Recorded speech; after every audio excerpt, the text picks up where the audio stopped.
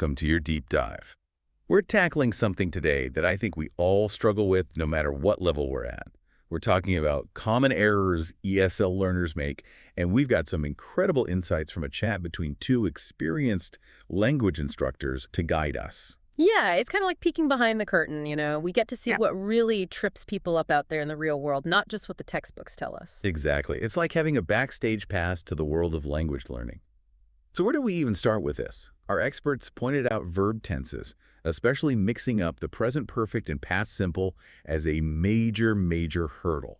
You know that feeling when you understand the grammar, at least in theory, but then you get into a real conversation and your brain just goes, nope, too complicated. Oh, absolutely. It's like all that careful practice just flies out the window. Right.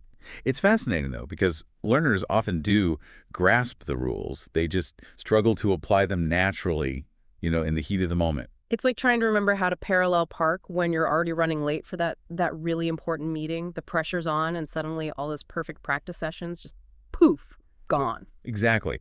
And your brain just defaults to the easiest option, even if it's not grammatically correct. Don't even get me started on irregular verbs. Like our experts mention how often learners use good instead of went. It's like English just throws these curveballs your way just when you think you're getting the hang of it. It's true. But you know what? Instead of trying to memorize endless lists of irregular verbs, they suggested focusing on something else. Pattern recognition. Pattern recognition. Yeah, you know how sometimes you just kind of intuitively get a pattern without even realizing it? We want to do that with grammar, too. So instead of memorizing lists, it's about understanding the underlying patterns. Hmm. I like that. How do they suggest we go about doing that?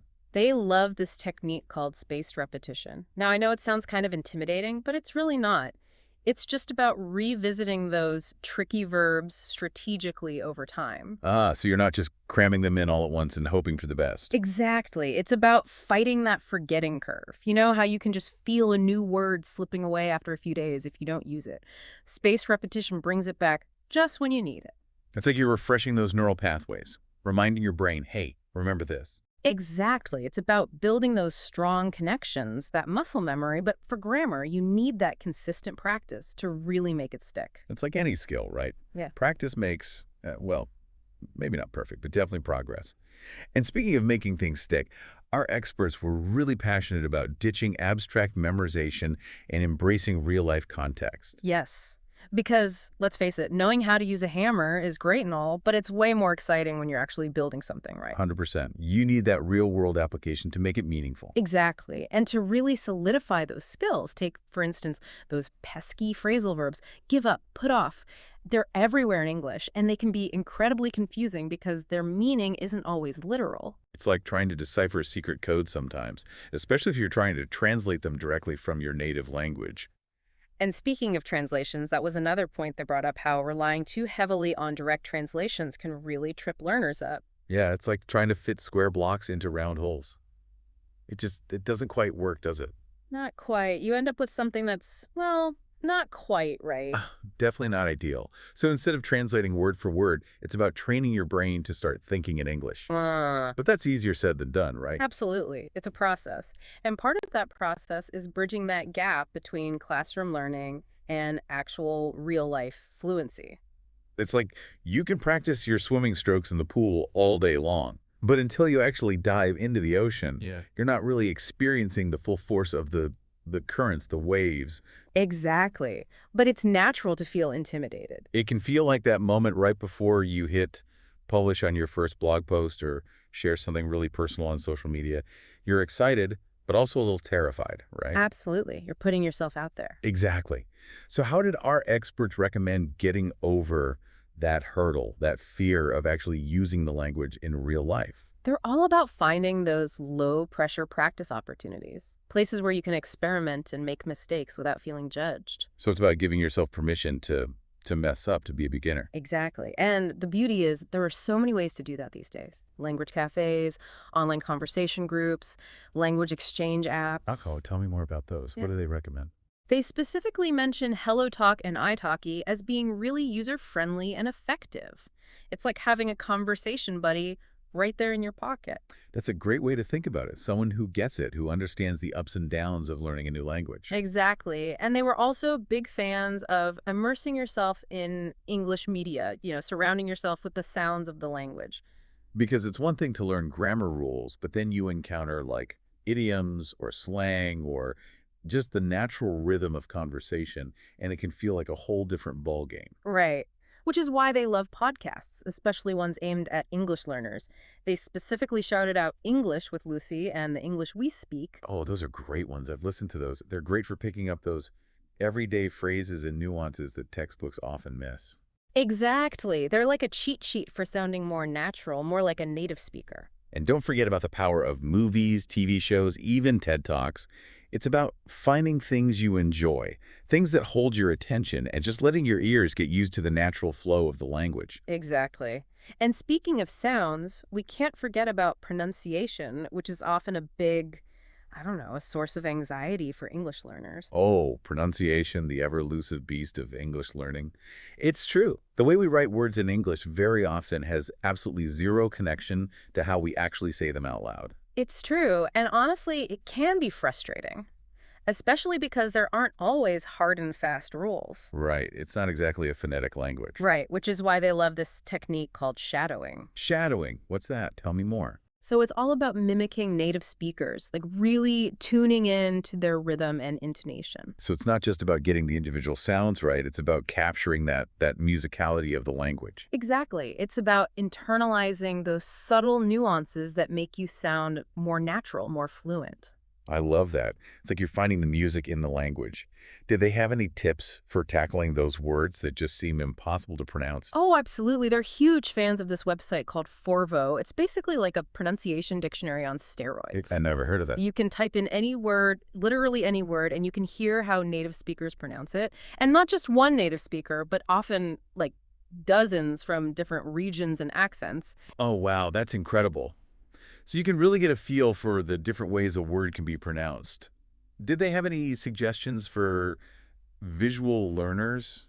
How can we actually see how these sounds are formed? Absolutely. They're big proponents of using visual aids, like videos that demonstrate mouth movements. It's like having a pronunciation coach right there on your screen. Exactly. You can see how those tricky sounds are made, which can be incredibly helpful. It's like learning a magic trick.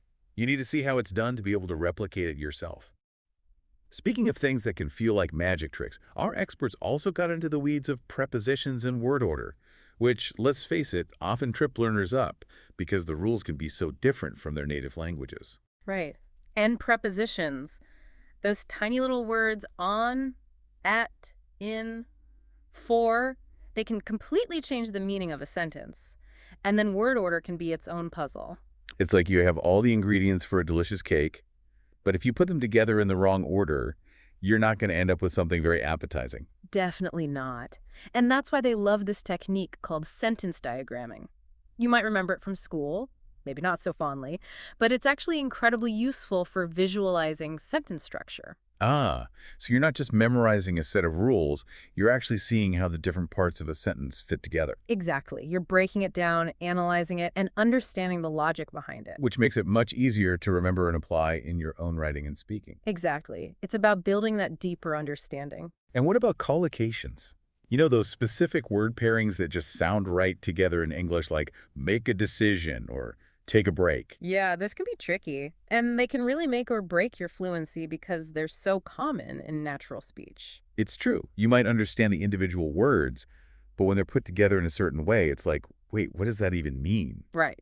Which is why they recommend focusing on those common combinations, really training your brain to start thinking in those natural English word groups. So it's like learning the steps to a dance routine. You master those basic combinations first, and then you can build from there. Precisely. And as you become more fluent, you'll naturally start to pick up on those more complex collocations. It's like leveling up in a language learning game. You gain experience, unlock new skills. Exactly. But it all starts with building that solid foundation. And that leads us to another crucial point our experts wanted to emphasize. Okay, let's hear it.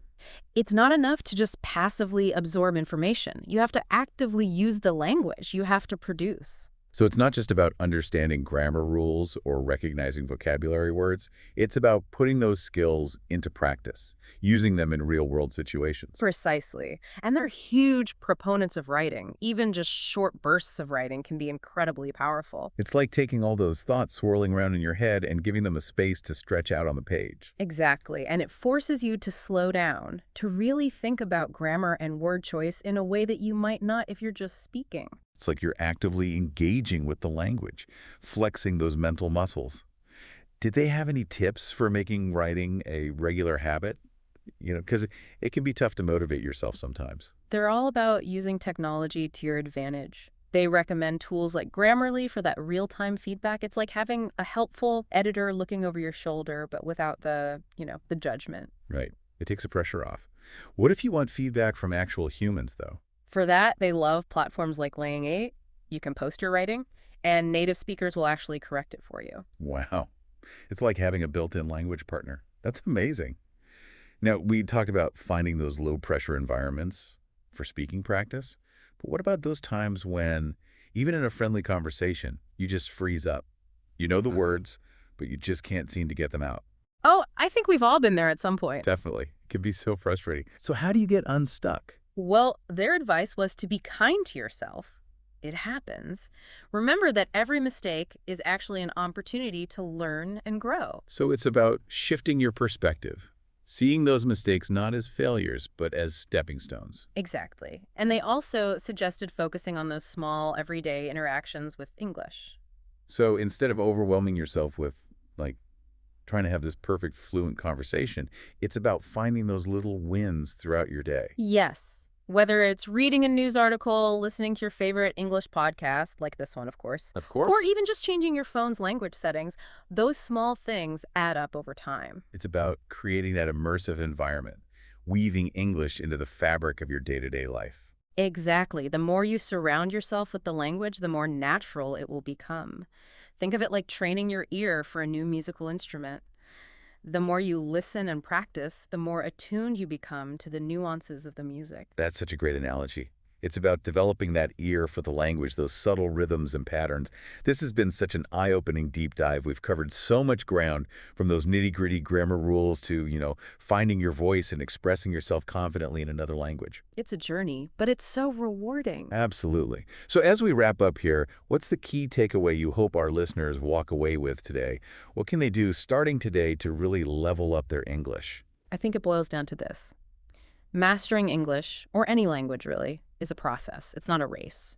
And it's about embracing that journey, celebrating the small victories along the way, and remembering that every step you take, every mistake you learn from, brings you closer to your goals. I love that. So be patient with yourself, find what works for you, and enjoy the ride. Exactly. And don't be afraid to connect with others. Find that community of language learners who get it, who can support you and celebrate your wins with you. Absolutely. Yeah. Because we're all in this together, right? We are. Well, on that note, we'll leave you with this final thought to ponder. What's one small but meaningful step you can take today to make English a more active part of your life? Until next time, happy learning. All right, ready for a deep dive today? Always. What are we diving into? We're going deep into the world of language learning, Okay. but with a twist. I like twists. We're looking at how culture shapes how we speak and understand English. Ah, the unspoken rules. Exactly. Like sometimes you just don't get a joke in another language. Oh, totally. It's like you need a cultural decoder ring. It's true. We often take for granted those unspoken rules as native speakers. Right, but imagine that feeling, but with everything, not just humor. Yeah, it goes way beyond a chuckle or two. Like what? Give me an example. Think about politeness. Okay. Or being direct. Oh, interesting. What flies in one culture might totally flop in another. So how do you teach that? I mean, can you even teach that? You can. That's what's so fascinating. So it's not just about memorizing vocabulary lists. No way. It's about understanding the cultural context, those unspoken rules. Exactly. And those thought patterns, how culture shapes the way we see the world. Can you give me an example? Think about how some cultures value being really direct. Like just saying what you mean, no beating around the bush. Exactly. But then you have British English, known for being more, well, indirect. That's true. Lots of would you mind terribly and all that. Imagine someone from a more direct culture hearing that. They'd be like, just tell me what you want. Right. They might wonder why all the fuss. I can see how that caused some serious miscommunication. That's exactly what we're talking about, those lost in translation moments. So how do we bridge that gap? Like, practically speaking. Both of the experts we're looking at today talk about teaching English with cultural sensitivity. So what, like sensitivity training, but for language? Kind of, but it's more about empowering learners, helping them feel confident. Give me the inside scoop. What are their strategies? One technique is comparing cultures directly.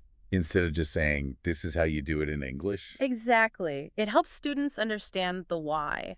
Like showing them the bigger picture. Exactly. Role-playing is huge. Like acting out scenarios. Exactly. Ordering food, asking for directions. And navigating all those unspoken rules at the same time. Right. It builds confidence. That makes sense. It lets them practice in a safe environment. What about idioms? Those always trip me up. Those are tough. One expert uses storytelling. So instead of just defining spill the beans, they tell a story. Maybe about a surprise party ruined.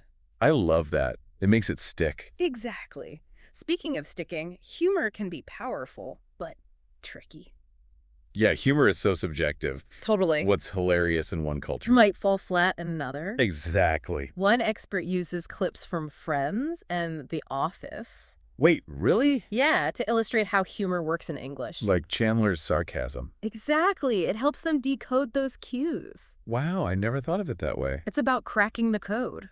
But humor is so personal. True, that's why the other expert flips the script. How so? She has her students share jokes from their own cultures. Oh, that's cool. It lightens the mood. It encourages sharing. Exactly. It shows that everyone has something to contribute. I love that. It's about building bridges, not walls, you know? And that leads us to another key strategy. Celebrating diversity. Okay, tell me more about that. So celebrating diversity in the classroom, what does that look like in action? It's about going beyond just, a statement on the wall. Right, more than just saying we appreciate all cultures. Exactly. It's about fostering a space where everyone feels seen and heard. I like that. Dr. Clark talked about using more diverse learning materials. Okay, like what? Think articles, Okay. documentaries, Yeah. even bringing in guest speakers from different backgrounds. So it's about showing the richness of the English-speaking world. Exactly, not just presenting one standard version. I like that a lot. Mr. Parker takes it a step further, though. How so? He loves project-based learning, but with a twist. Okay, I'm intrigued. Tell me more. He encourages students to use their own cultural backgrounds as inspiration. So not just writing another essay about, say, American history. Right. It could be researching how their own cultures view a similar topic. So instead of the American Revolution, they might look at revolutions in their own history. Exactly. Or it could be something totally different. Like what? Maybe they create presentations about their home countries Ah. or write stories that blend their culture with their English skills. Wow, that's really powerful. It is. It turns language learning into this active process. They're not just learning English, they're using it to share their own story. And connect with others. There's this quote I love. Language is the roadmap of a culture. Ooh, I like that. It shows where they come from and where they're going. Exactly. Language isn't just words, it's a whole way of seeing the world. So by understanding the culture behind the language, we understand the people better. You got it. It's like unlocking a secret level of communication. It's not just about avoiding mistakes, it's about connecting on a deeper level. Exactly. And that's what makes language learning so amazing. It's about more than just memorizing words. Way more. It's about expanding your worldview, challenging your assumptions, It's about connecting with others in a meaningful way. and celebrating all those differences that make us unique. Right. Which actually reminds me, we haven't talked about nonverbal communication. Oh, you mean like body language? Yeah, all that unspoken stuff? Which can be just as confusing, if not more so. Absolutely. Remember how we talked about things getting lost in translation? Right, like what's polite in one culture? Could be totally off base in another. Ex- Well, that's true for nonverbal cues, too. Give me an example. Sure. In many Western cultures, making eye contact shows respect. Okay, I'd assume so. But in some Asian cultures, it can be seen as confrontational, Oh, wow, really? I had no idea. especially with someone older or in a position of authority. So you could totally misinterpret things based on cultural differences. Exactly. And that's why being culturally aware is so important. Okay, I'm realizing I've got a lot to learn. What else should I know? Oh, there are so many interesting examples. Like what? Well, in some cultures, it's rude to point with your index finger. No way. Yeah. It's true. And the way you gesture "come here" can be interpreted differently. I'm going to need a crash course in international gestures. It's fascinating stuff. It just goes to show you how much context matters. It's like learning a whole other language without even realizing it. Exactly. And it all comes back to teaching English with cultural awareness. So it's not enough to just know the rules of grammar and vocabulary. It's about giving students the tools to really navigate those complexities. To communicate effectively in a globalized world. Exactly. So as we start to wrap up this deep dive, what's the one big takeaway you hope listeners walk away with? So as we start to wrap up this deep dive, what's the one big takeaway you hope listeners walk away with? I think the biggest takeaway here is that language learning, it's not just about like those grammar rules, right? Right. It's about understanding different cultures, how those cultures shape the way we communicate. Yeah, it's like when you travel to a new place Yeah. and you see the world differently. You're not just seeing the sights, you're trying to understand the stories behind them. And language learning can give you that same feeling, like you said, without even getting on a plane. Exactly. And it helps us bridge those cultural gaps and realize that even though we speak different languages, we really do have a lot in common. It's about celebrating those differences, finding that common ground. Yeah, and recognizing that even when we make mistakes, those can be opportunities to learn and grow closer. It's about being open to new perspectives and experiences. Beautifully said. And I think, for me, that's a really powerful thought to end on. So, to everyone listening, the next time you talk to someone who speaks English as a second language, or someone from a different culture, remember, communication is a two-way street. Be patient, be curious, be open to learning from each other. It's about making those connections, broadening our horizons, one conversation at a time. Absolutely. So, to our listeners, we leave you with this. Think about your next cross-cultural conversation. How can you turn it into a chance to really share and connect? Through language, through culture, through understanding. Keep those conversations going, keep your minds open, and until next time, happy exploring. Ready for a deep dive. Today, we're going way beyond just flashcards and exploring something truly fascinating: the connection between language learning and identity, especially for students who are learning English from immigrant backgrounds. We're in for some serious aha moments as we unpack how language can impact a student's sense of belonging and how educators can make learning a truly empowering experience. Our guides on this journey: Ms. Sarah Lee, a multilingual education consultant, and Dr. Ahmed Malik, a sociolinguist. And let me tell you, that conversation is full of insights you won't want to miss. One of the biggest things that jumped out at me was this idea that for these students, language isn't just a tool. It's like deeply personally connected to who they are. In fact, Dr. Malik says, and I quote, "Language isn't just a tool for communication, it's tied to who we are." And that just resonated so much with me. Think about it, language shapes how we joke, how we connect with family, how we experience our traditions. It runs deep. What's fascinating is that when students enter a new culture, learning English can almost feel like they're trying to become someone else. And that brings its own set of challenges. Totally. It's like navigating a whole new world, and language is just one layer of it all. Ms. Lee mentioned that many of her second-generation students feel this constant push and pull, trying to fit in with their peers while honoring their family's language and heritage. Not easy. Exactly. And you can see how that could lead some students to feel like they have to choose between cultures, like they had to leave a part of themselves behind to fully embrace learning English. Makes you realize how important it is to create a space where those unique backgrounds are actually seen as strengths, right? And speaking of strengths, both Mrs. Lee and Dr. Malik are huge proponents of recognizing bilingualism as a major asset, not a hurdle to overcome. For instance, Mrs. Lee talked about actually bringing a student's native language into the classroom. Like, she'll have students translate cultural sayings or write stories in both English and their native language, which is so cool. Now, that's what I call turning a perceived weakness into a superpower. Mm-hmm. Not only are students actively engaging with English, but they're building those bridges between languages and cultures, and that benefits everyone. Absolutely. And it gets even better because this whole idea of embracing a student's full identity actually ties into a specific teaching approach called identity-based pedagogy. And that really piqued my interest. Yes. Identity-based pedagogy. It might sound a bit formal, but at its core, it's about creating a learning environment where students feel safe, seen, and celebrated for who they are and where they come from. It just clicks.